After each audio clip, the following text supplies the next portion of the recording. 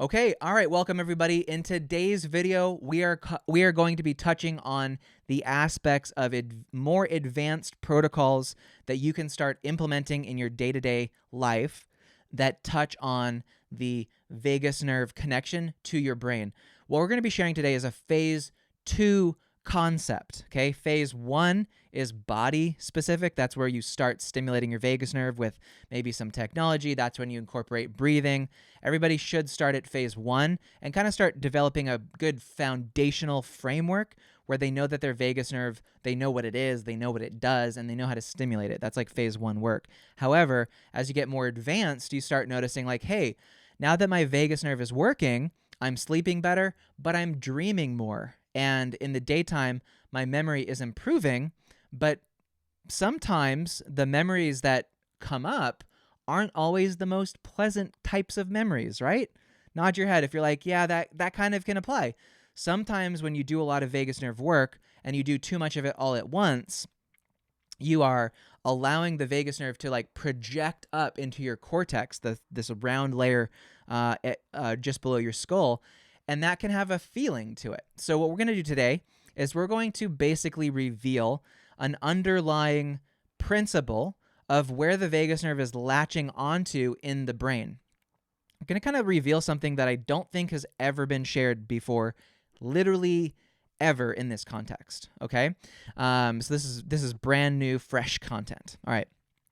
So the system that we're going to be doing here, if you understand it and you get it, then next week, everybody who's watching, who follows, will be given access to a specific audio protocol similar to how we do the Hour of Power audio, an equal about 30-minute audio program that you can play just before bed that will help to basically eliminate the overthinking that you might get before bed. That is a vagus nerve function. As your parasympathetic system increases in activity, thus your memory increases. And if you don't have good control over your own memory, if you have poor memory or even really good memory, you can sort of, irritate your own self and kind of kick yourself into a state of irritability, and you're not able to sleep. So we are laying the groundwork for you to learn how to sleep really well, and then how to wake up refreshed, and how to wake up with a really, really good memory. So what we're referring to is called the 10-point memory system for today. So as an introduction, okay, so I'm just going to type this in the chat, 10-point memory system, okay? So the 10-point memory system is a concept developed from ancient Greek and ancient Roman philosophers. They had the ability to store massive amounts of information in their mind, in their memory, without needing to write it down. So the system actually gives us insight into how does the vagus nerve find how to kind of give you emotions in your brain. It does it through words. Your vagus nerve likely knows the language of English or Spanish or Russian or Chinese or whatever language you know. Your vagus nerve speaks the language that you speak. So the better and more robust your language is and your memory, the better functioning your vagus nerve is. It's sort of like in phase 1, we strengthen the vagus nerve, but if it doesn't have latching points, and we're going to teach you the first 10 out of 100 points that are all actually physically mapped to your brain. So you could see, like, I have a really healthy vagus nerve, but it's just not, it doesn't feel like it's making the differences in my mind, right? So that's why people are like, I still have maybe emotional challenges that I'm working through. We're going to help you map actually the locations of your brain that your vagus nerve is projecting to. So it's very cool work. Now, in a few moments, I'm going to teach you what that is, and I'm going to be typing that here out in the chat as we go. So the system is called a peg word system. Peg meaning if you want to hang up your jacket, you hang it up on a peg. Okay, so there's going to be 10 pegs that we're going to create in your mind, and I would highly recommend you're writing these down for sure. We're going to first start by teaching you what the peg words are that your vagus nerve is first projecting to, okay? And these words may seem arbitrary, but I indeed will promise you that these words are intentional and they are not arbitrary at all. And as you get more developed in the system, you will have insight and revelation and just incredible knowledge about how this system works once you get it. So my assurance to you is that initially this may seem a little bit complex. And like I said, this is a phase 2 concept. So if you're like, yeah, man, I haven't even done any work on my vagus nerve, then that's an indication that if it doesn't hit the way that it's supposed to, that's really an indication that you do probably need to do a phase 1 style of work first more. Phase 1 work is really a 3 to 4 month process. Phase 2 is about an 8-month process. And each stage is worth it. They're all really helpful. So let's get started. So the PEG word system, we're going to start with the first 10 words, okay? And I'm going to write them out here in chat, and I want you to write them down on your pad of paper with a pen or pencil, okay?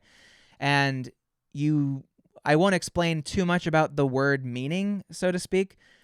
I will say that the vagus nerve uses projections of visual memory.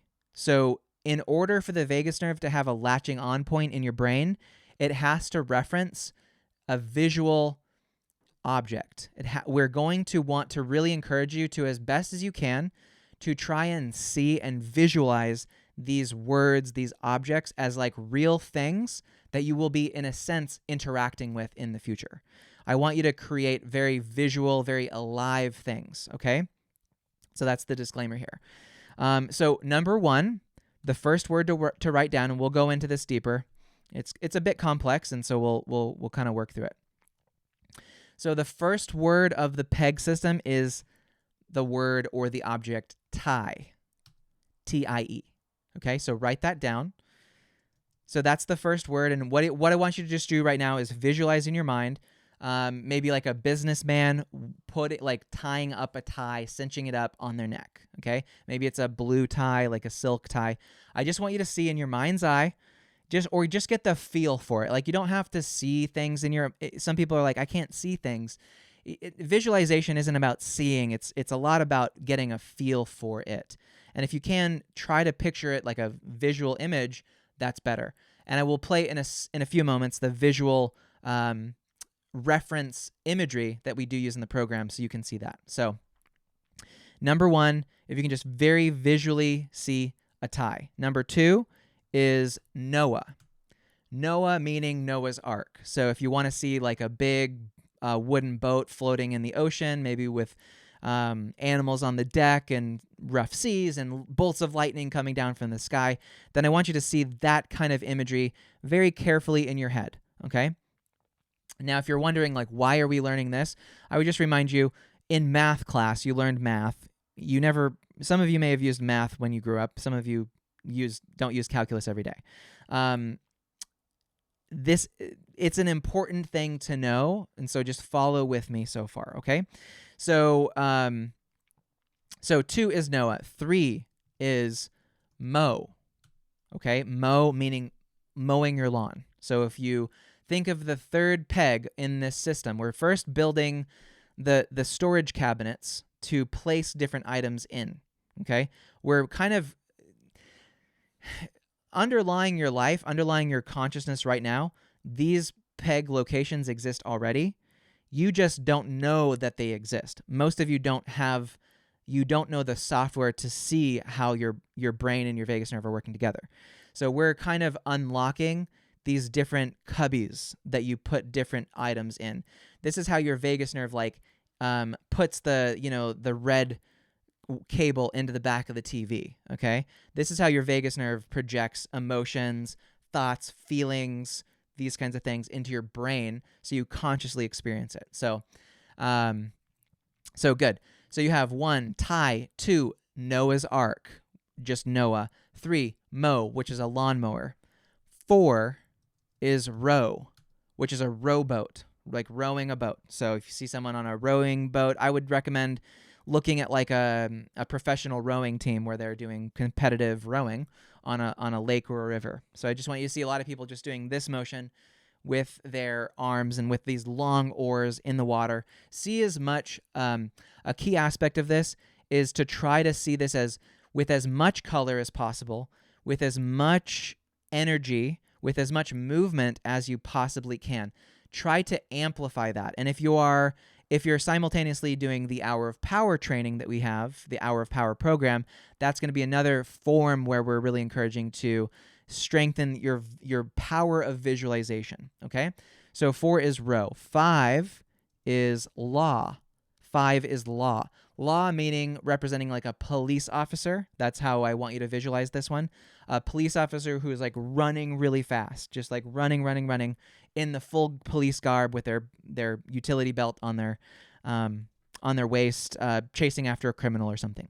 So I just want you to see that repetitive motion of like maybe a Keystone kind of comic looking cop running in place or running down the street. And we'll set that as the 5th peg. And that will always be the 5th peg on this list. 6 is joy. Joy meaning dish soap. So yellow, gooey dish detergent or dish soap that you would use in a sink to clean dishes.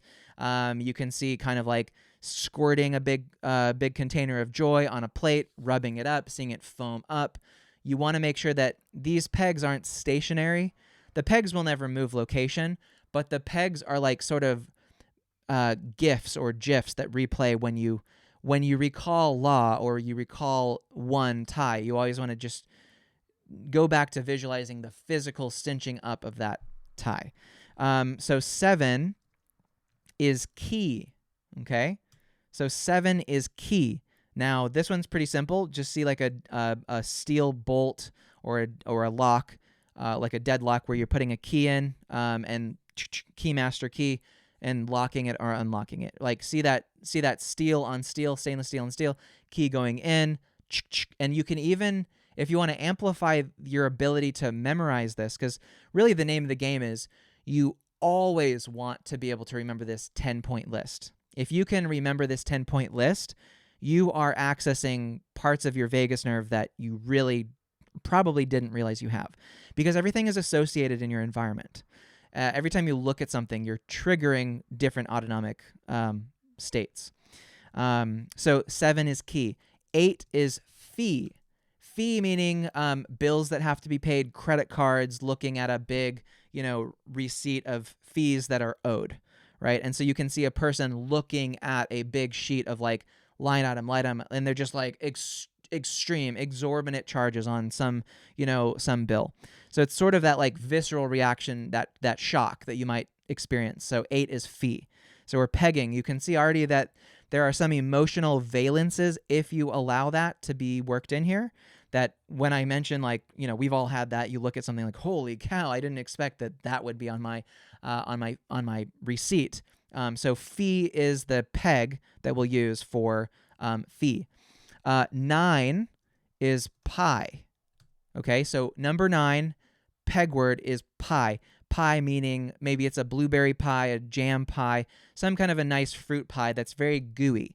The more potential for interaction that you could have with pie and another object, like pieing somebody in the face or whatever, or seeing something swimming in pie or getting covered in pie, is going to help you always remember the association between the 9th peg item and the thing you're trying to remember, by pegging to that item.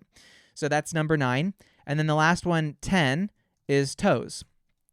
So this would be 10 little toes. In this case, typically, maybe like baby's feet with 10 little cute little, nubby toes, kind of wiggling like this. So you can kind of see those toes, and you can always interact that item with other things. But you want to see, again, in your mind's eye, as much color, as much roundness, as close as possible. I'll give you a little trick. This memory trick is that if you want to really remember something, bring it closer into your mind's eye, make it more vivid, make it wider. Like if you're controlling like video on a screen, drag the corners and make it really big, like if you're in a document. Or if you want to forget something or make it more difficult, make it less likely that your mind will jump there. You take the mind's eye image of the thing and you shrink it down really tiny and you make it black and white, and then you see it like pushing away. So like even your brain has this visual memory system, and it can remember certain things. So that's why, if people are maybe holding on to memories that are typically considered somewhat traumatic, then you can kind of, some really incredible therapies do direct work on this thing that I'm talking about. But what we're doing today is I'm like the magician saying, like, here is how the magic is actually happening. Here's the actual mechanisms for it, right? So I hope you do appreciate that I'm revealing the magician's tricks. I'm just showing you what a lot of good therapies are actually doing. And we're actually building a useful practical list, because this list can be used to remember groceries. It can be used to remember important things that you have to do throughout the day. It can be used to remember different locations. It can be used to remember all kinds of facts and figures. And just by doing the system, you enhance your own memory, and you also enhance your autonomic control. So let's quickly review. Now what we're going to do with review, and I hope you've written these down on paper. You want to keep these. And what I'm going to encourage you to do with this sheet is every day for the next 7 days, we'll return to this next Friday. We'll come back to this next Friday, so we'll do a refresher. And by then, we'll be basically implementing a quick test to see how much you retained, okay? So make sure you write it down every day for the next 7 days. I want you to just take that piece of paper and look at it and just say these things out loud to yourself. And what I want you to do as well is say out loud the phonetic of the word. So real briefly, if we look back at the chat, we can see that number 1 is a tie. So see the tie zipping up. And the phonetic for tie for the number 1 is ta. Ta is the phonetic of ta with a T. 2 is a Noah. 2, Noah's Ark. Na. N as in na. Noah. 3 is mow. Mowing the lawn. 3, mow. Phonetic is ma. 4 is row. Rowing a boat. Row. So an R sound. 5 is a la sound. A la phonetic. La, police officer. 6 is joy. Dish soap. Dish detergent. My mom, my mom buys Joy because her grandma, or my grandma used it all the time when she was growing up. So there's an association there. So Joy, 6. Any 6 we have in the system is going to have the phonetic ja. Joy. 7, key. Key, phonetic 7, key. 8, fee. Fee meaning bills. 9, or pie. Right? So the phonetic for 9 is always pa, and the word we're using for 9 is pie.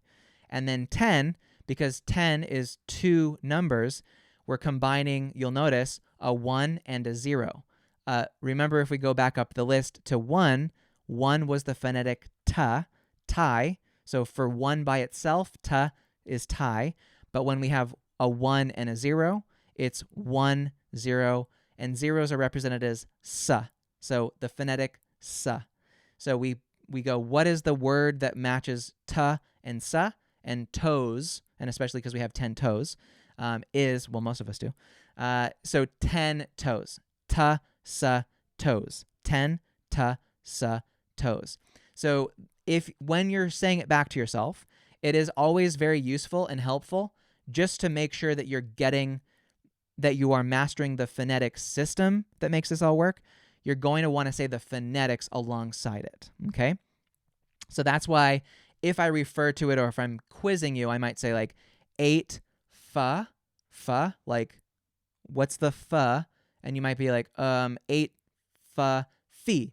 And when you say the fa, the phonetic, that also is a language pattern that your vagus nerve will be able to associate with.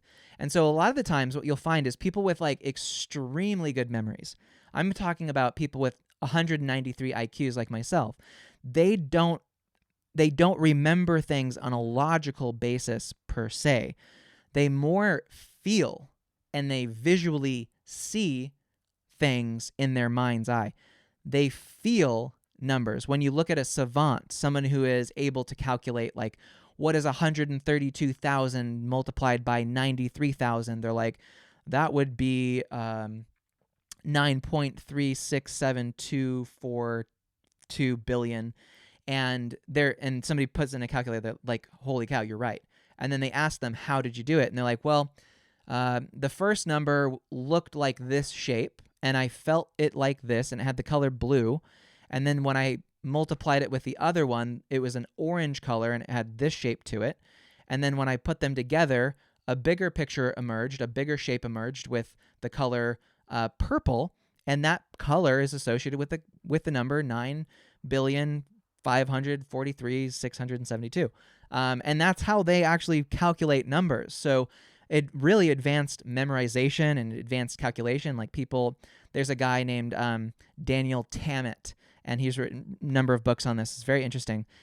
He is a savant, a high-functioning savant who can basically recite pi to about 20,000 digits. So how many of you know pi? So type in the chat right now, type in the first couple digits of pi and see how well you can do, right?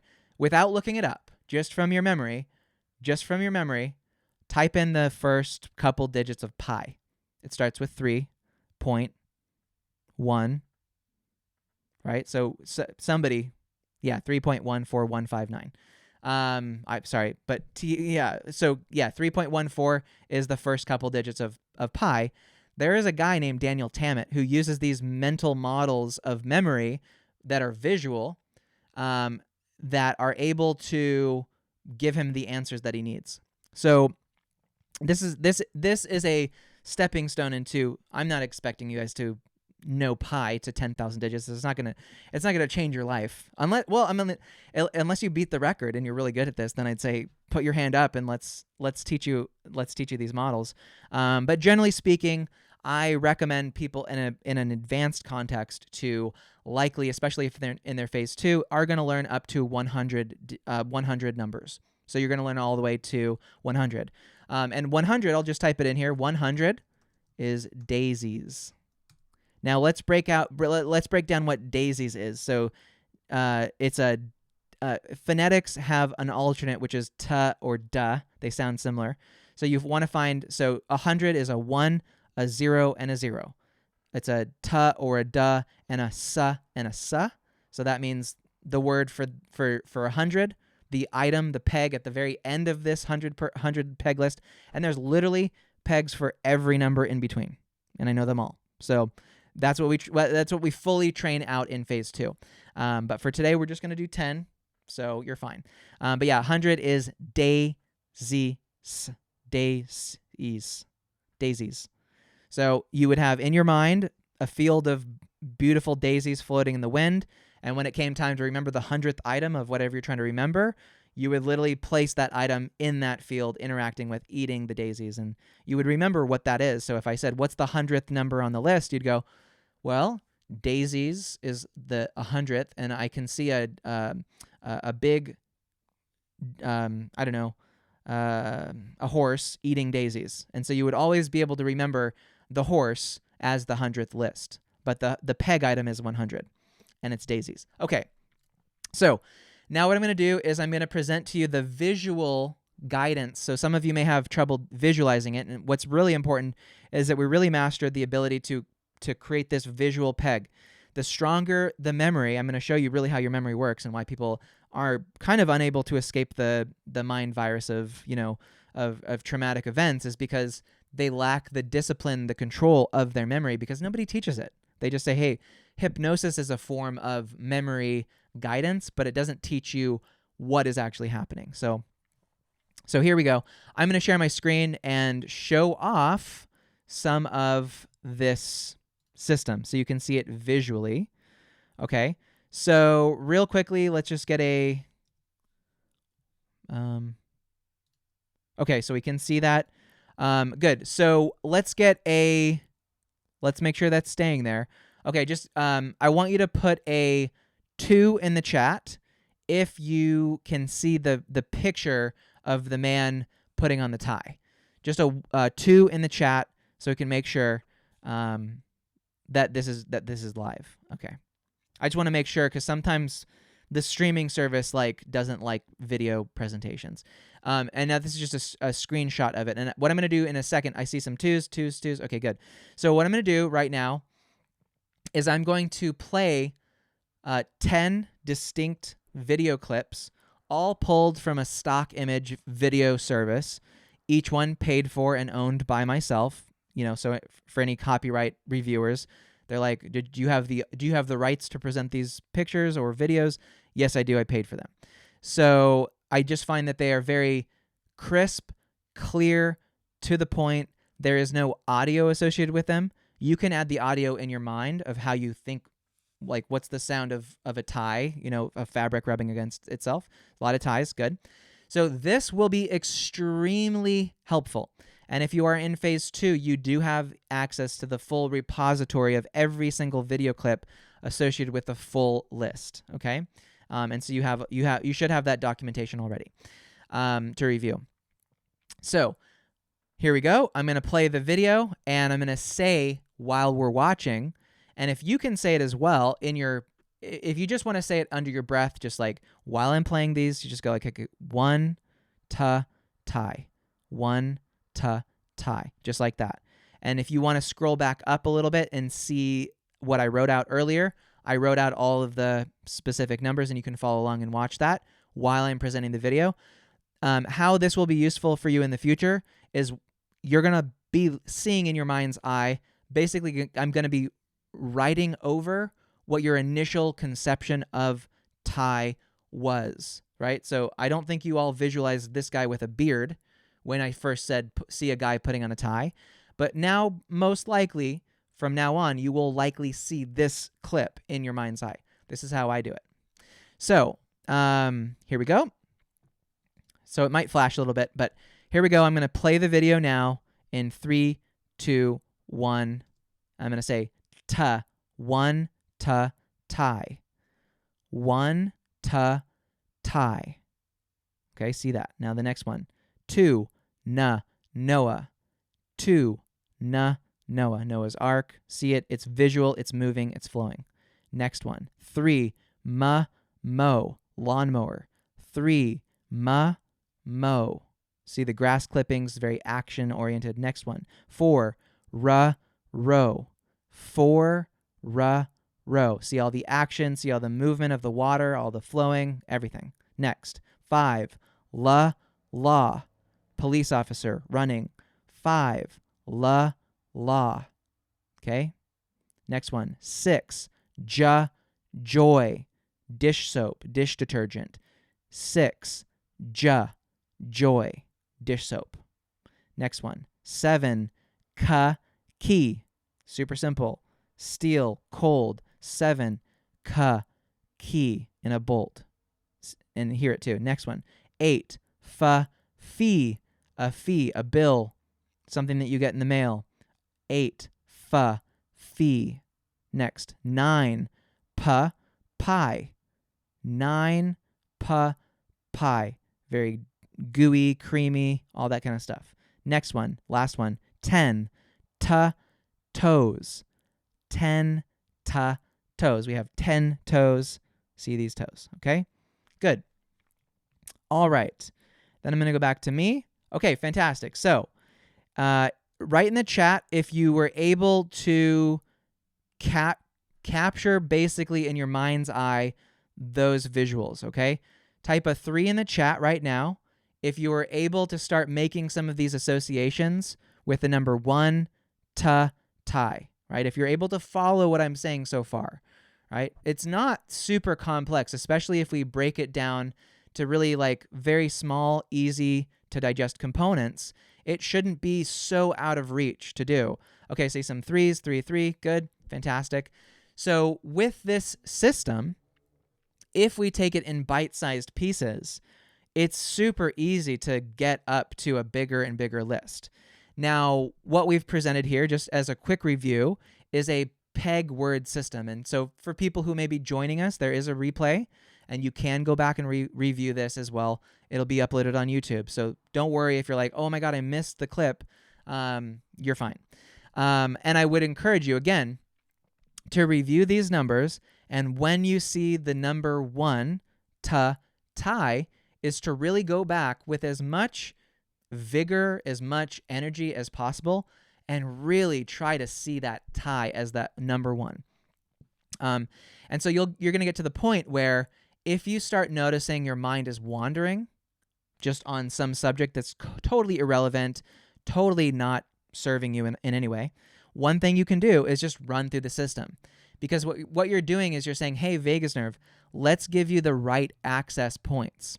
A big point of dealing with phase 2 in that context of really healing the vagus nerve and healing the mind-vagal connection is really teaching people that for most of our lives, this system exists already. If you're thinking like, I can't do this, the fact is you've done it already. You do it every day. This is just a look behind the curtain at what you're already doing. So essentially what I would recommend is if you're finding that your vagus nerve is projecting into the pathways, because your brain has these neurological pathways that have been strengthened for years, maybe for decades, for 50, 60 years, right? And so it's easy for your brain to run a routine that it's been running for decades. It's by default. So potentially there's a really hardwired path between certain words, certain visual things, certain activities that trigger you. That whole idea of the trigger is absolutely relatively valid. It's lighting up a neural pathway between your autonomic system, your vagus nerve, and a certain place in your brain. This is why when a doctor says to a patient that, hey, we're not finding anything on the charts that shows that you are sick, none of the tests show that you're sick, maybe have you considered that it's in your mind? And while that there's obviously a lot of people do explore that, there are certain stages and phases of a healing journey where telling someone that it's in their head is not the appropriate thing because it's probably more in their body, in their vagus nerve. But as you do heal your vagus nerve, then you do start to really find that there are mental projections, mental circuits that light up when certain words are heard. And the words don't even have to be told to you in order. Like if I say, what's number one? Okay, what is number one? I'm just going to test you here, okay? So without looking at your sheet, what is number one? One, ta, tie. Did you get it? Good. Okay. What is number two? Two, na, seeing the ocean, a boat, Noah. Good. What is number three? Ma, mo, right? So what do you see? You see grass clippings flying in the air, that kind of stuff. So what we're doing is when your neural pathways are super hardwired to go from being triggered, essentially, then what we're doing with this system is intentionally saying, hey, I have the control. I have the power to regulate where my mind and attention and focus goes. And when your focus goes, your energy flows. So this is why this is a really important aspect when it comes to in the treatment of insomnia, for instance. When people are going to sleep, their vagus nerve needs to be increasing in activity. However, if you've never really addressed the neural pathways that automatically light up from increased cholinergic, parasympathetic vagal nerve activity, then you're just running the same routines that you've run again and again and again. So that's why listening to a very calm, slowed down, repeating, going through the full list of these peg words is a way to basically rewire your vagal parasympathetic connection. And as you get better at this, it becomes as if you're watching this really beautiful movie in your mind's eye while you're drifting off to sleep. And what it starts to do is make it so that when your mind starts to deviate from what is being played through your audio channel, through your ears, that you notice exactly and immediately when your mind is now no longer in a parasympathetic state. So this is actually a way of you testing when you're going to sleep. Because remember, dating back to the last few weeks, we've been posting a lot about how quickly the parasympathetic system is able to engage and disengage, right? This is where I talk about polyvagal theory a little bit, where we talk about the models that polyvagal theory lay out are not scientifically accurate based on recent studies, okay? Yes, you can go into freeze. Yes, you can go into fight or flight, but they're not like this. They're not like this pattern. Your vagus nerve can flood your brain with parasympathetic acetylcholine, and that gives you access to your memory. but you need your memory in a still moment to evaluate your options for escape in a challenging situation. You freeze, visually speaking, you don't move because more acetylcholine going through your body makes your muscles able to be still, okay? So if I pumped into your veins a huge load of acetylcholine, if your hand was shaking like this, it would immediately freeze.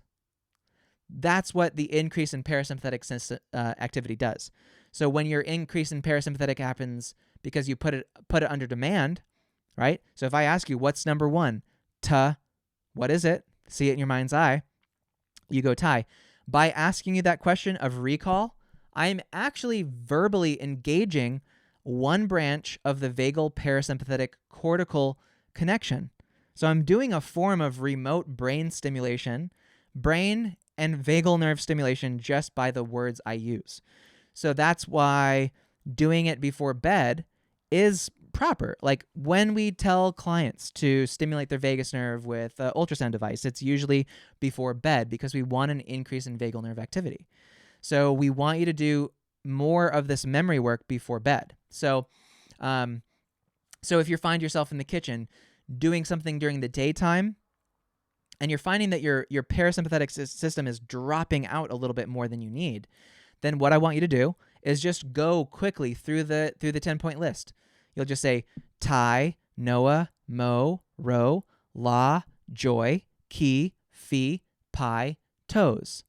Tie, Noah, mo, ro, la, joy, ki, fi, pi, toes. And can you remember that 10-point list? And if you can't remember that, that's the best way to gauge, am I in parasympathetic or am I in a sympathetic state? Because adrenaline actually kind of destroys your access to memory. So when you have a really poor memory, it's an indication that your parasympathetic system is failing on some level. Every human has access. You guys don't even realize. I mean, we've been doing phase 2 memory training in our programs now to access the vagal nerve cortical pathway for years. And I've seen women who are, have never given themselves the credit that they always just believe they had a really bad memory. I've seen them remember lists up to 75, up to 100 with just a few that are incorrect. I'm just telling you, like, your ability to remember full is substantial, especially if you master that vagal nerve activation. And so if it's especially difficult for you to even remember the 10, then that's an indication that there's something at a deeper, fundamental, more foundational bodily level in phase 1 that's not triggering properly, right? Your system is dysregulated. So you can kind of see how a memory test is a form of acetylcholine testing. It's a way to elicit to an interviewer or an interlocutor that there's a vagal nerve issue. So let's do this. I'm going to do one more refresh of the visual system. And so I want you to do this without looking at your notes or anything. I just want you to, I'm going to do a call and response through the full 10, and then I'll show you the visual pictures to again cement that in your mind. If you can just remember this first 10-point list, you have basically just advanced your vagus nerve to a level that you may not actually have really had in the past. This is a very powerful system, and we're building upon this is a building block for a really robust and incredible system that will be dropping next week on Friday. So I want you to again set your calendar for next week, and I want to really test you. I want to see how you did. Next week we're going to do the ultimate test, which is we're going to start pegging words onto this peg word system, okay? First, I just want you to master tie, Noah, mo, ro, la, joy, ki, fi, pi, toes. Just be able to say those 10 in order, in and out of order, right? So if I say, what's 8, fi, what's 7, ki, what's 1, tie, 2, Noah, right? You should be able to respond to those things without too much of having to think about it. But with learning any new skill, there's always a learning curve. And so when I first learned this, I had to be like 1, tie. Okay, it could take you that long, and so that's totally fine. It's not an impeachment of your abilities. You all have the ability. Okay, so I'm just going to go through the list in order, and I just want you to call it out what the item is. So number 1 is ta, tie. Number 2, na, Noah. Number 3, ma, mo. 4, ra, rowing. Number 5 is la, law. Good. Number 6 is ja, joy. Number 7, ka, key. 8, fa, fee, sing the bills. 9 is pa, phonetic pa, pie. And 10, ta, sa, toes. Good, good. Okay, so we're going to do one more review here on screen of the visual imagery to see. Now, gauge how well you did here too, right? See if you did a good job at kind of visually picturing these things. Okay, so we're going to go back, and I want you to just see these again. And really, this is to cement in your mind what these pegs should look like and replay, and get good at seeing it yourself, making your memory play to your own will. You understand? Making memory be under your control consciously is the secret superpower of people who don't walk around feeling depressed or anxious or anything. That is how you control these things happening. If you are out of control over your own memory, I can almost guarantee you're going to be, you may fall victim very easily to anxiety, to depression, to disorders of consciousness. Okay? All right, so here we go. I'm just going to play it, and I'm going to say it out loud. So do this with me and just see it. If you can say it out loud yourself, like when you're seeing the tie, you go 1 ta tie. 1 ta tie. Okay? Ready? 3, 2, 1. Here we go. 1 ta tie. 1 ta tie. See it, hear it. Fabric on fabric. Next one. 2 na Noah. 2 na Noah. All those animals are flying around the deck and just they're like woo. 3 ma mow. Mowing the lawn, grass clippings, blades spinning around really fast, chopping things up. Very good for memory. 4 ra row. 4 ra rowing. Oars in the water, a lot of action, a lot of movement. Good. 5 la law. 5 la law. Associate this with a police officer running after something. 6 ja joy. 6 ja joy. Soapy dish detergent, foaming water, sink, etc. Next. 7 ka key. This cold hard steel. 7 ka key. Very good. 8 fa fee. 8 fa fee. That shock, that disappointment at these huge bills that are coming out. Next. 9 pa pie. Pie can get on everything. It stains clothing. It's a perfect peg word to have to associate things to. 10 toes. 10 toes. Cute little toes. Ta sa toes. 10 ta sa toes. Good. Okay. So how did you do? Are you all getting this sort of right now? Are you kind of seeing how this kind of works? I want you to put just put a 4 in the chat so I can follow. Were you able to see kind of this visual? Is it coming to you a little bit more? Are you kind of remember what we're trying to do is we're trying to create these little square cubby holes in your brain and mapping out where does the vagus nerve project information into your brain. When people say things like, "Oh, I have," when people are talking about physical disorders of the body, good. I see 4, 4, 4. Good. When people talk about these manifestations of vagal nerve disorders and how they make them feel, anything that you feel consciously is going to be consciously in your mind.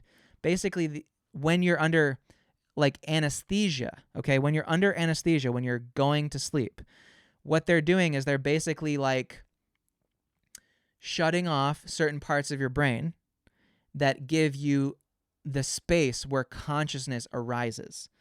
And what I'm teaching you here are real, exact, already existing locations in your mind's eye that exist, that are already being connected to, that are already being utilized, okay?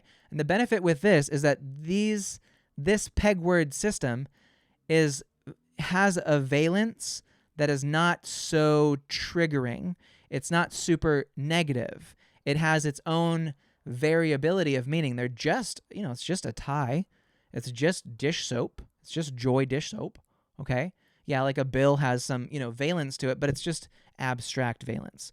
And so what we're going to do next week is I'm going to teach you how this system actually really fits into you starting to map onto things. Oh, Terry, it made you yawn. That's exactly it.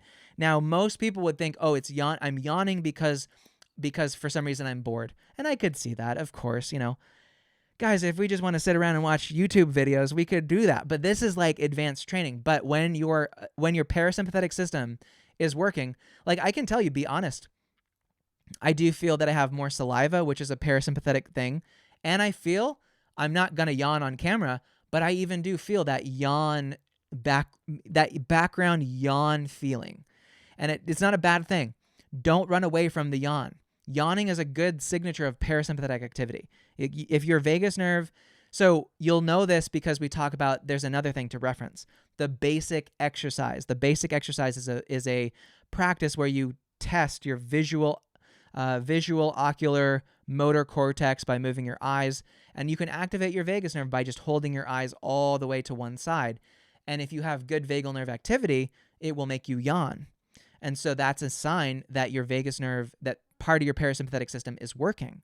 And so you can activate it through me asking you to remember 10 items, which now each one of you should more than enough be able to remember these 10 items, especially if you come back to it on a day-to-day basis.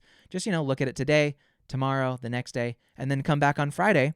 And on Friday, what we're going to do is I'm going to ask you to, and I want to read these comments here in a second, but I want to just get to this, which is that on Friday, I want to prepare you, is that on Friday, I'm going to come to you with a randomly generated list of words of different objects completely. We're going to be like, okay, one's going to be like I don't know, slippers. One's going to be a phone. One's going to be a pill. One's going to be a mirror. And I'm going to ask you to associate these completely randomly generated, completely non-connected to the pegboard list, these items, and you're going to start associating them with number 1, number 2, number 3, and you're going to see that by understanding the mechanism of which your memory ties these things together, that even if I asked you an hour later, you would have nearly perfect recall because we perfectly mapped how your memory works. And my argument here is, the real big thing here to take away is that the reason this is a phase 2 concept is that people remain in a state of constant churning in memory because they don't have the control. They don't know the mechanisms. They don't have the confidence, and they haven't been trained in doing that type of work.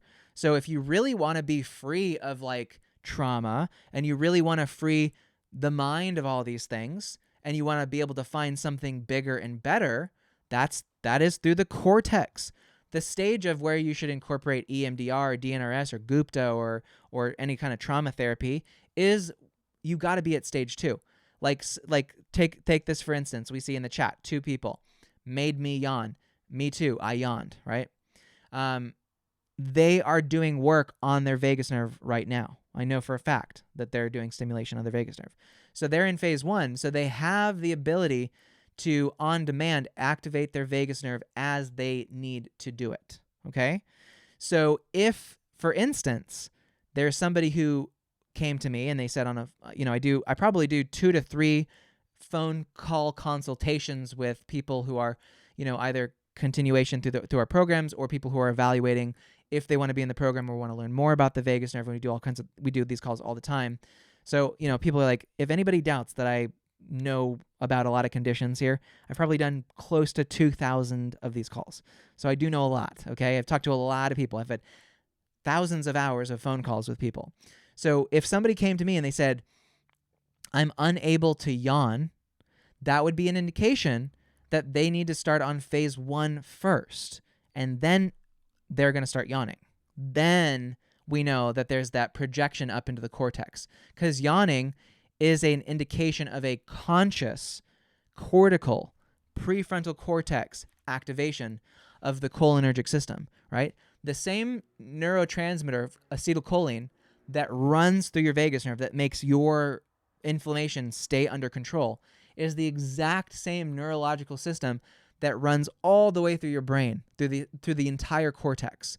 So if you remove acetylcholine, you remove your vagus nerve from functioning, and you lose your memory. Maybe there's a connection to neurodegeneration with Alzheimer's, potentially. That's to be explored, but I would suspect that there is. So anyway, I'm super proud of all of you guys. I want to read this comment from Joanne. Wow, as a faculty member, my claim to fame is memorizing all students' names 40 within the first 10 minutes of class. Hopefully I can get this too. That's fantastic. That's excellent. And I would imagine, just to hazard a guess, is that as part of your mechanism for remembering, either consciously or unconsciously, is that you're looking at their face and there's a visual association. Sometimes people will see like, oh, hairy, that like hairy sounds like a lot of hair. I see the man like looking like a Sasquatch. So now I can remember hairy with his face, and there's a connection. That's kind of an active, like, in the open process, right? Obviously, you go to a magic show in Las Vegas. You don't want Penn and Teller speaking out exactly to you like, hey, here's how we did the trick. It kind of ruins the illusion. But we're dealing with people who are in potentially like life-threatening situations. Like I know there's a couple people in the chat who are literally on their last legs looking for help and support. And so I'm not necessarily here to run magic tricks for you. Although this, Joanne, you will know exactly how impressive it is to be able to recall 40 students' names and have that recalled in 10 minutes. So by the time we arrive at Friday, you are going to be so blown away by your ability to remember those 10 things. And, normally I'd say like, let's just try a normal test. I'm going to give you 10 words. Don't use any system. Just see how much naturally you can remember these. And usually you'll see people like maybe get 3 or 4, but after you teach them the 10-point system, they usually get like 9 to 10 of them correct. Usually on the first go, like day 1 is usually how that goes. So I'll just tell you that that's usually what happens. By now, if you did want to try associating random words with this list and see how long you could remember them or how good you are at remembering them. And then the benefit of this too is you can remember them out of order. So if next week I say like, okay, I want you to associate a horse with the number 8. So 8, fee, and impressive, Joanne. I'm reading all these comments. This is amazing. But 8, fee, you associate a horse with that. You might see a horse like Mr. Ed looking at this big bill and his eyes going like, oh, like that. And so now that's a pretty, he's holding a piece of paper with his hooves. Then that's 8, fee. Now, later on, if I asked you like, what was the thing associated with number 8, and it's out of order, you would be able to just go 8, fee. I see a horse looking at a receipt. It's a horse. And that's how the recall will happen. So it's pretty incredible. And I promise you, this has so much to do with your vagus nerve, folks. This is fairly advanced work. I will tell you that. And that's what I'm known for is, people come here looking for more than just like the Psychology Today post or the Goop website blog, which is like, here are the 5 ways to stimulate your vagus nerve. 1, gargle with water. 2, essential oils. 3, massage your neck. 4, a good massage. 5, go into nature. I'm like, yeah, those are great. I do those all the time anyway. And you should do those. But, that gets kind of boring once you know them. But the memory thing has so many more like, this is a skill that I feel totally comfortable for you learning because it's going to start impacting the quality of nearly every other aspect of your life. Everything you do from a day-to-day basis really does strictly depend on memory. And what you might notice as well, just through the week, is just start to try to see how this system is working. Don't take my word for it, right? Don't take my word for it. Just see if start to notice words that you hear and see if there's an association and if there's a feeling associated with it and if there's a visual thing and if you're remembering old things, see how they make you feel. And notice that, so I'll tell you a story. When I grew up in Ashland, Oregon, as a young, too smart for my own damn good kid, I was bullied. I was into reading books and playing video games like I don't know, the Oregon Trail on an old Mac computer, okay? So I got bullied. I was a target for bullying. Thank God I got really tall, really big, really quickly, so people just kind of learned to back the F away. But I did get bullied in I think it was, I don't know, first grade, second grade. Anyway, the bully chose me because at the time, I think people pick on kids to bully or people to be mean to or to traumatize or to, harass because in a sense they can gauge that the harassment will last longer than the actual harassment. And the reason that is because if I make a visual enough impression in someone's mind, this is a thing that's taught in neuropsychology, which is the idea of an engram. I want you to take that word. I'll type it out. Sometimes it's called an engram. I believe that's the term, not an enneagram, but an engram. An engram is a memory impression that lasts through time. So if I was bullied and I see this kid bullying me, yelling at me, berating me in the schoolyard, then all it takes is for me to just remember one time for me to feel exactly how I felt when that happened. All I have to do is just start to re-traumatize myself again and again and again. And now this is the idea of trauma. Let's just address the trauma thing because this is phase 2 is the alternate pathway to take for trauma treatment. The thing to know is that your memory is so good. You have an elephant's memory. If Daniel Tammet, with not a bigger brain than you do, can figure out visually 20,000 digits of pi, you remember a lot more things than you think you do. Your body remembers things, your brain remembers things. So when someone says, oh, it's easy, you just got to release the trauma, releasing an engram is impossible. Nobody releases anything. Once it's in there, it's in there. It's just a matter of how much you file it away in your brain, how much you come back to it. Yeah, and to go to Becky's comment here, is forming new pathways. Exactly. So real good treatment in a phase 2 program is about developing the neural pathways. And the way you do it is this. It's a memory process. That's what it is. Now, when you go to a hypnotist and they tell you a story about your childhood, they are telling you a visual. The best storytellers tell you visual, animated, interactive stories that you can remember. Stories that have active, action things in them are mnemonically powerful and lasting. Hypnosis as a treatment for trauma is just what I'm telling you. Except what happens there is that the hypnotist has all the power in their hands to design the pathway of their choice. Now, a lot of them are good, right? A lot of hypnotists, I think hypnotism is a great field. Totally could work. But it does make you in this position of being, you are the recipient of their technique. In this category, while it takes a little bit more work up front, the benefits long term are that you can master this more and more and more. And so essentially what you'll find is that you're learning the underlying real mechanisms of how things like EMDR work or Gupta or DNRS or any kind of trauma-related therapy or hypnosis. Why do these work? Is because it's memory work, you guys. It's just memory work. It's engram reassociations, essentially. That's what it is. So you're not releasing trauma. All it is like, look, I posted the other day I lost my sister to suicide. I will is anybody going to tell me that I'm going to ever forget that, or I'm going to release that memory from my mind? No way. There's no way. And I wouldn't even want to. I hold that experience deeply in my heart because it pushes me every single day. I don't want to release that, but have I learned to recontextualize it, that, to mean that I didn't fail my sister and that she was suffering and that this was something that she made a decision to do, and that I'm okay with that. Ultimately, I have to be okay with that. And it has emotional valence. Abso-freaking-lutely. Yeah. Do I wish my sister was back? Yeah. But I'm not releasing anything. And it's not going to like make me break down and cry in bed for the rest of the day and, consider maybe offing myself, which in another person, right?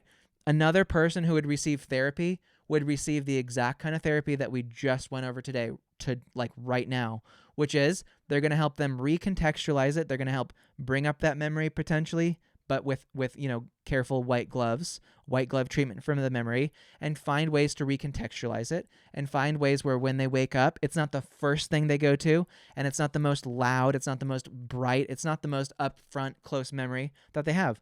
When I wake up, the first up close memory I have is this this project I'm working on with ultrasound. We're actually receiving millions of dollars to do a project to design a in-ear stimulator using ultrasound that's probably going to blow every possible vagus nerve stimulator system out in the world. That's front center in mind, right? And I'm not traumatized.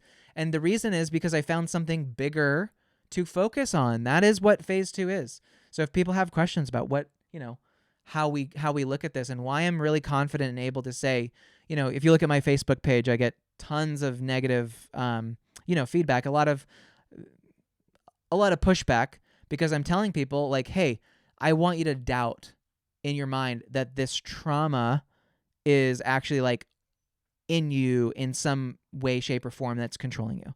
It's not holding you back. It's your memory that is just rerouted improperly, right? So that's kind of what I want to say on that. I do want to go to these comments. Holy cow. So I want to just return to Joanne, which is, she said, so she's remembering 40 students' names in 10 minutes, and she has 5 classes. And when I brought up that, maybe one of the mechanisms you're using, either consciously or unconsciously, because once you get this, like if I'm like, what's number 8, fee? What was the word we associated with it? It was a horse, right? Yeah, it was a horse.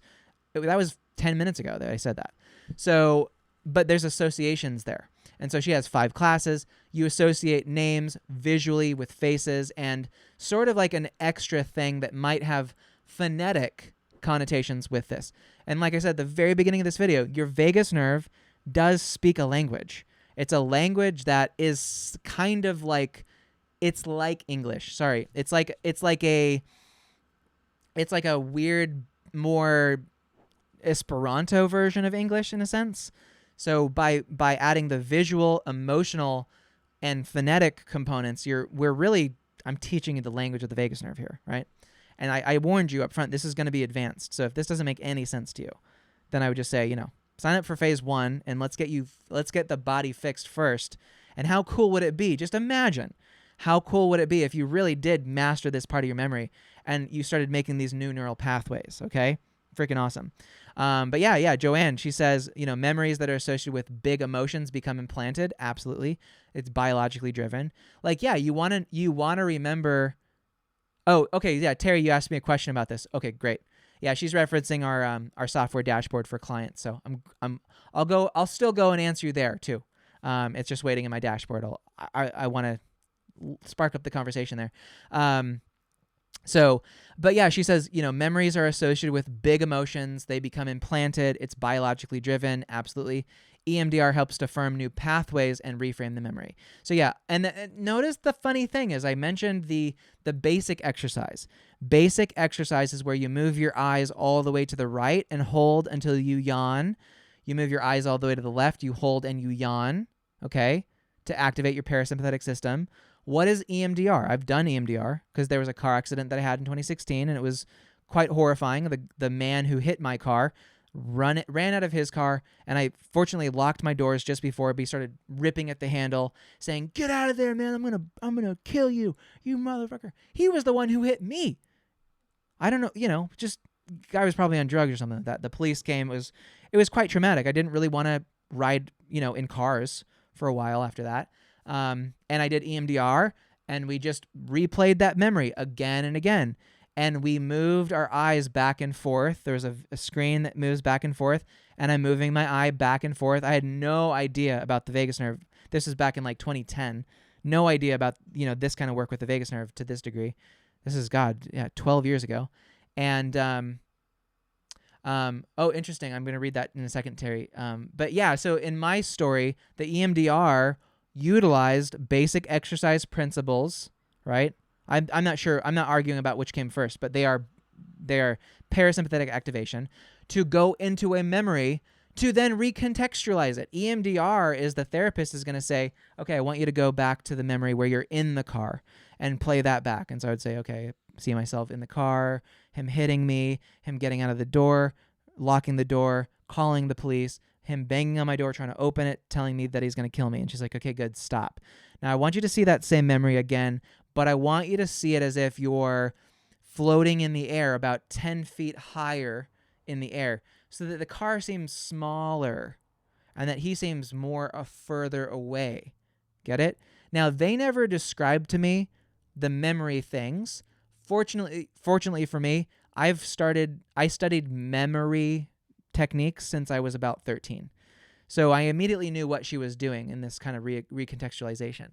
And it is helpful to have someone else do the guidance. Like if you're working through a memory, having someone else reading through the list is especially helpful. So for phase 2 clients, you will already now have, and maybe this helps recontextualize it for some of you who may be like, what is this? Is that having an external party going through the memory steps is really good, because it gives you the ability to let your mind wander and then come back and wander and then come back to the process. And so it's all about taking those memories that don't serve you. It's really just saying, this memory in the way that I'm recalling it is really, it's harshing my vibe, bro, right? I just want to make it more at the furthest reach. And it's not like I'm ever going to forget my sister.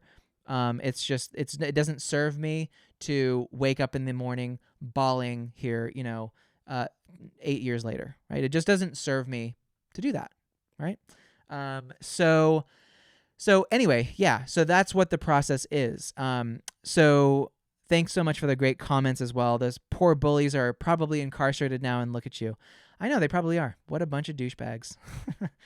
They're gone. They're long gone. And little did they know that actually wasn't traumatizing for me at all, because I just had a good grasp over the memory.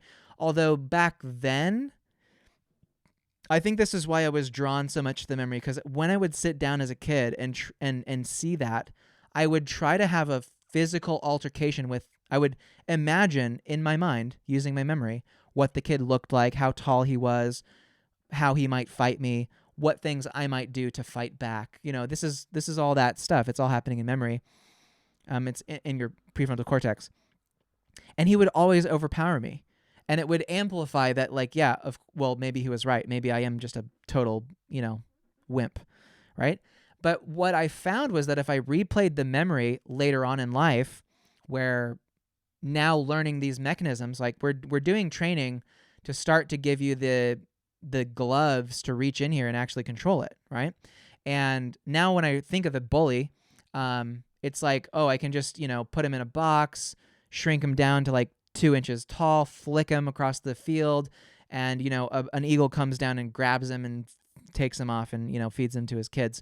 It's just not even a thing. It's just like not worth me spending my time on. Like, who would argue to me like, Sterling, I think you have some really deep-seated rooted trauma, and it dates back to that bully that you had in 2nd grade, and we really need to work on that. Let's spend the next 2 hours like really just like working through that process. And I'm like, no, I'm good. Like, I've worked through it, right? And I can do it now. Now, somebody who's doing that process with someone who doesn't know what we're teaching here, that is still helpful. Something is better than nothing. But I'm just saying, it doesn't have to be, it doesn't have to be as so complex. But yeah, they're probably 1 or 2 of them are probably in jail. But yeah, Laura, you say like NLP, like neuro-linguistic programming, really is the study of like how do words kind of interact with this. Neurolinguistic programming is a full thing.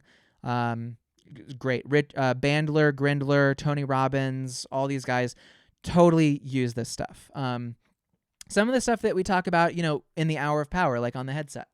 So if you got the Hour of Power guide, free to get, it's available. If you don't have it, just search Hour of Power. It's one of the top featured posts in the Facebook group, and it teaches you how to get the audio guided program for your day on these. There's a lot of NLP concepts in this. There's a lot of words that I use during this intentionally that are there to create these evoked neural connections that empower you, right? I just think it's like this. Like, could you spend hours and years and decades just, sitting and dealing with your trauma? Totally. Could you do what's called the end run? This is a great concept. End run is that you start the race, and by taking a step, the race is automatically going to have to end. So if I'm running a race on a track, the moment I step forward, meaning I'm born, I'm running the race. And there's going to be a time where I'm going to be judged based on how far I run down the track. And at some point, the whistle's going to be blown, or, the psh thing is going to be whatever. And the race is going to come to an end.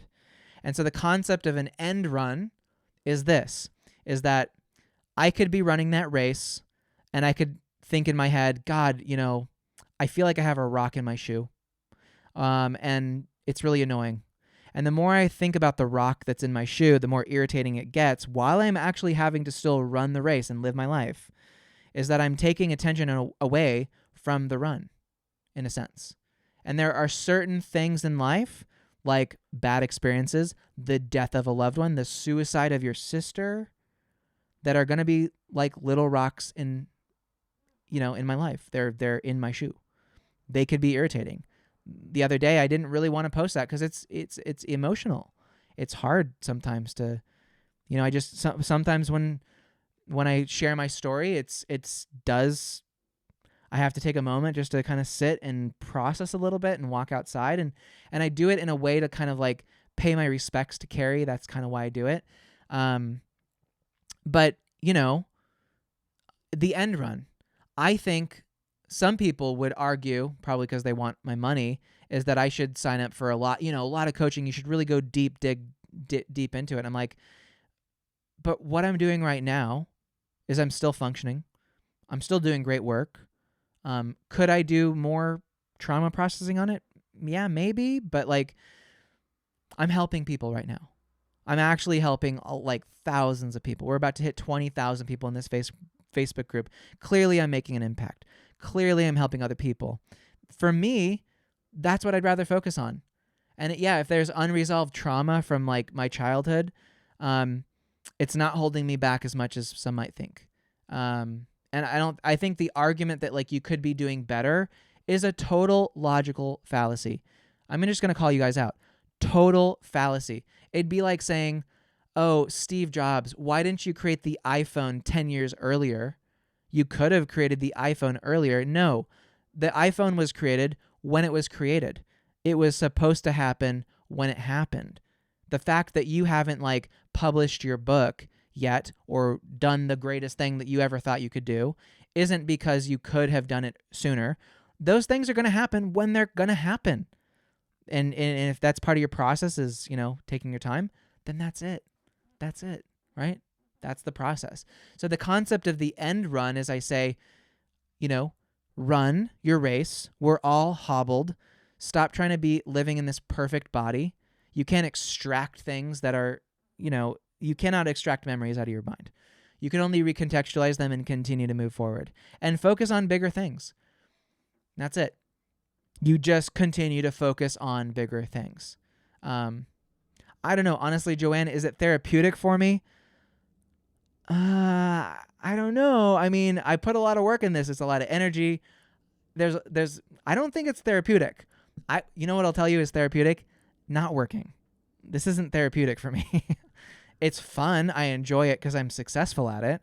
But if I were doing this and not having any success, I would be miserable There's nothing about getting on videos for hours and talking that is this isn't therapeutic. I can tell you that for sure. It's fun because I'm succeeding. That's the only reason. I'm just going to be blunt. In my standpoint, that's what I think is going on.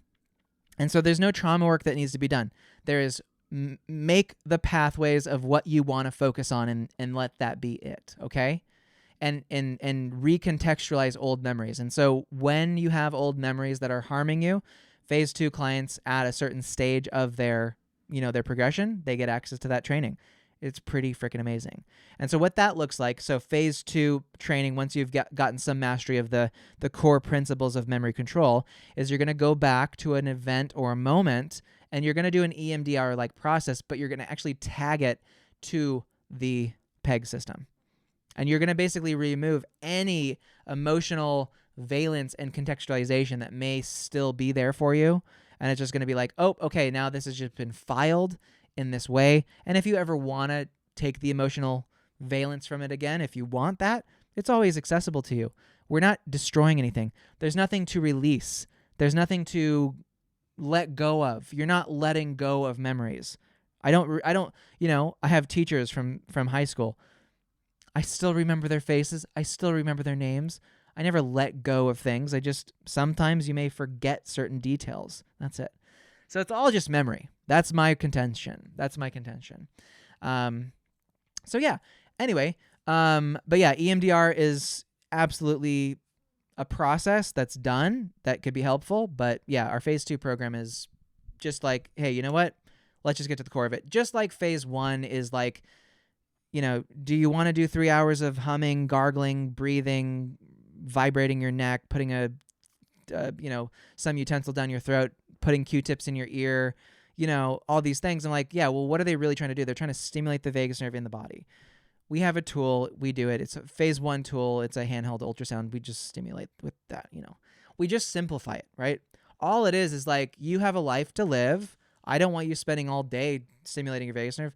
Spend 2-3 minutes at night, stimulate, boom. We already got Becky's getting like fantastic responses already from it. She's been doing it for, 2 weeks or something. It's just, hundreds of people have done this. So yeah, phase 2 is saying like, there are things in EMDR, there are things in phase 2 type of trauma work that are valuable, but there's a lot of, fluff. There's a lot of extra fat that we don't need to use. And I'm saying like, and when you develop a system like, oh, I'm a trauma therapist, you have to develop an ideology that goes along with it, a framework, something that's kind of cult-like in a sense. There are absolutely cult-like multi-level marketing indications that you'll find in trauma work, 100%. I was thinking about it in context of our video from, I think, Monday, where we talked about why does polyvagal theory survive so long? It's because it meets certain needs. It meets the need for certainty, for variety, for significance, for love, for growth. So anything that meets 3 or more needs is going to be addictive in a sense. You'll come back to it, right? Like a phone, like my phone, like social media, it meets my need for certainty because it's always there. It's always got variety. I feel significant, so I love using it. I get likes on all my posts. It meets my need for connection for sure, for growth, and for contribution.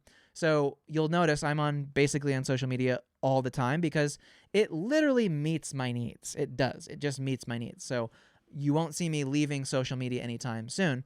Now, if we take that in the context of trauma work, it super, super applies to this, where you'll see people getting addicted to doing trauma work because it provides a level of certainty that I have trauma and it's in my body and it's always been there. There's a sense of this like continuation of this concept, this trauma that's there.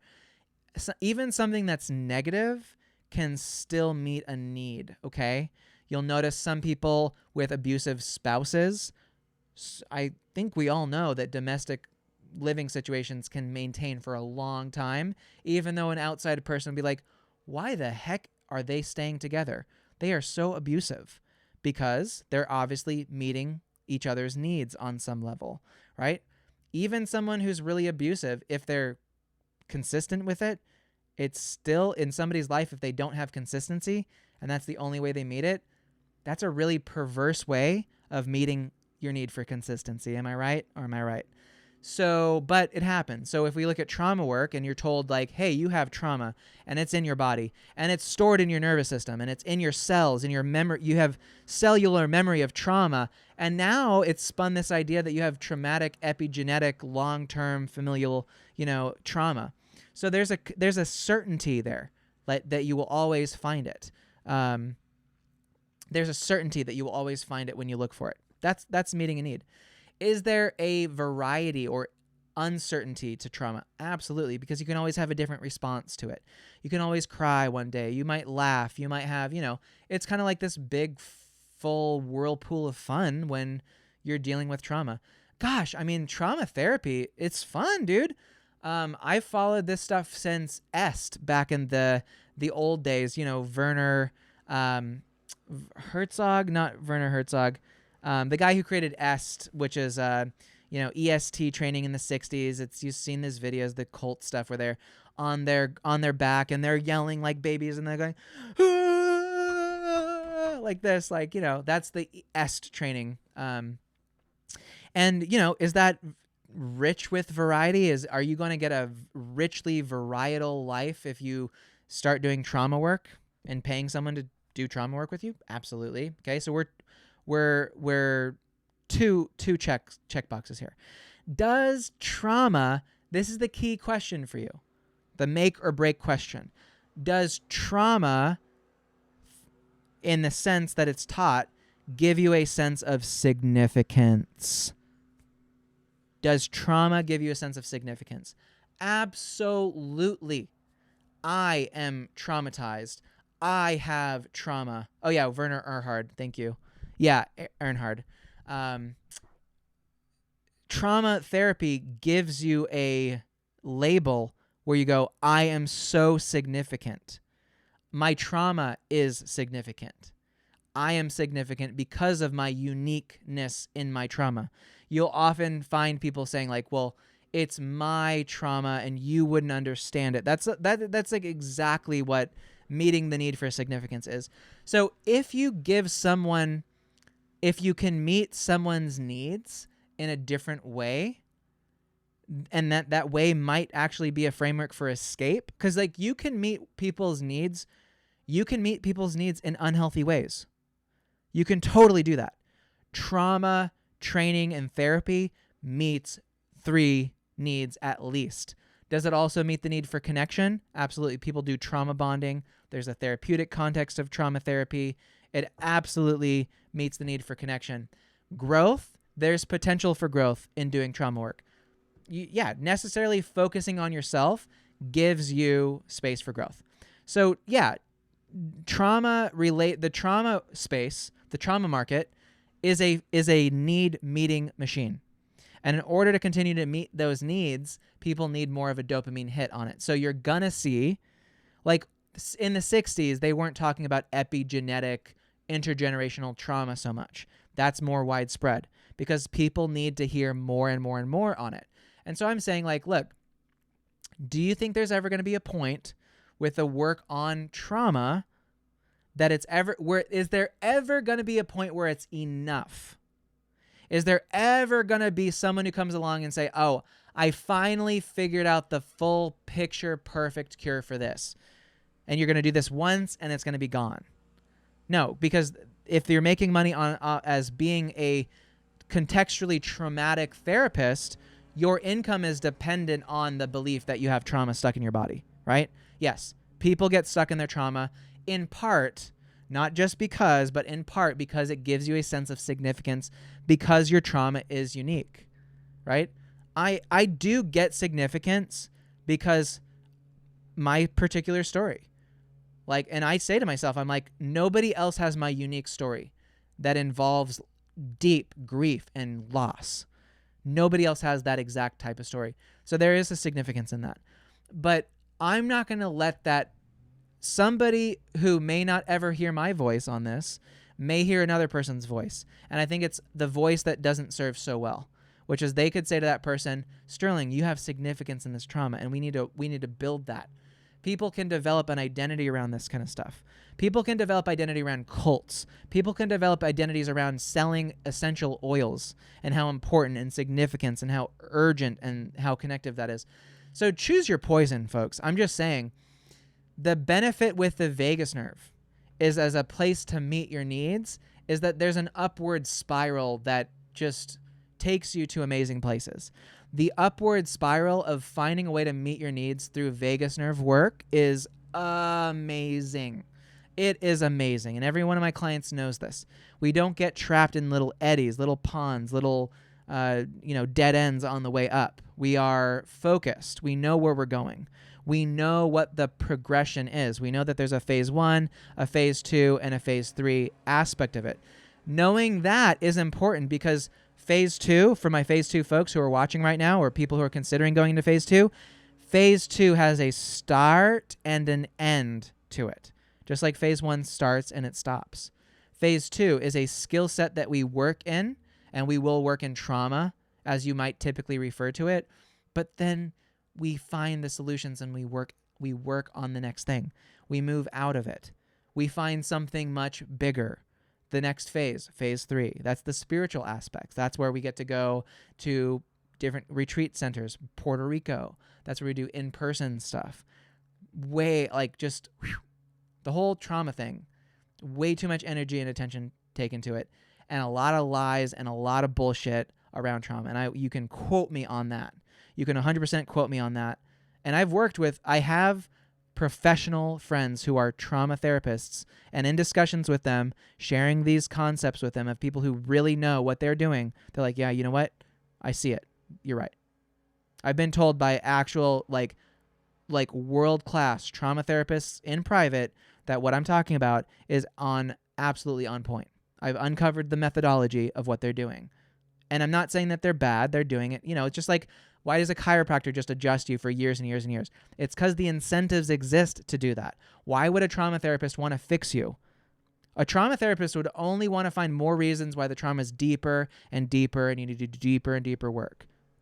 More work, more money, more time, more of you not giving your real true gifts to the world. That is really it.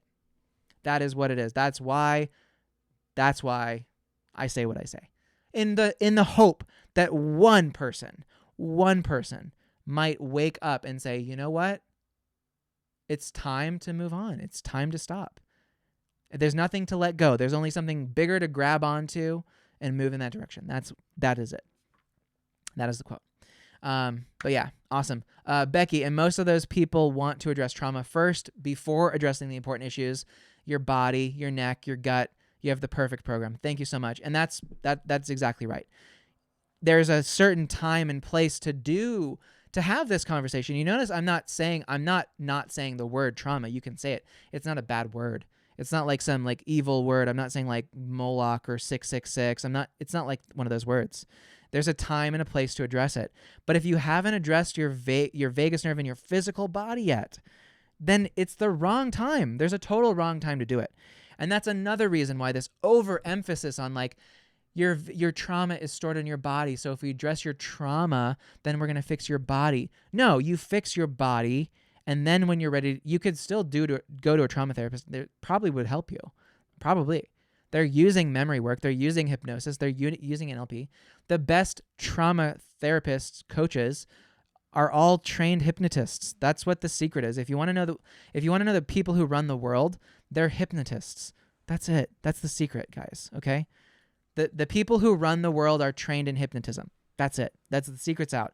Mass media is a form of hypnosis. People who influence you, politicians, they all know some degree of hypnosis and persuasion.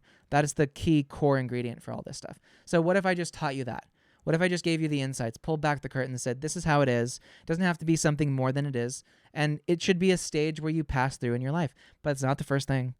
Definitely not the first thing. And God, if you are, many of you watching know that I'm right. That you tried to do trauma therapy before you worked on the body, and it went horribly south. Your body just didn't react to it because these nerve networks, these light up this telephone wire system, this mass network, just wasn't worked on. It wasn't even able to activate. Maybe you're operating on such low bodily function that even if I did give you beautiful affirmations and words like gratitude, joy, love, passion, aliveness, just incredible words, gratitude, love, that even those words as peg words, those are peg words in your mind, that you might be operating on such limited bodily function from malnutrition, from neck disability, from your vagus nerve being pinched, from your vagus nerve just not even having the energy or attention that it needed for years to activate,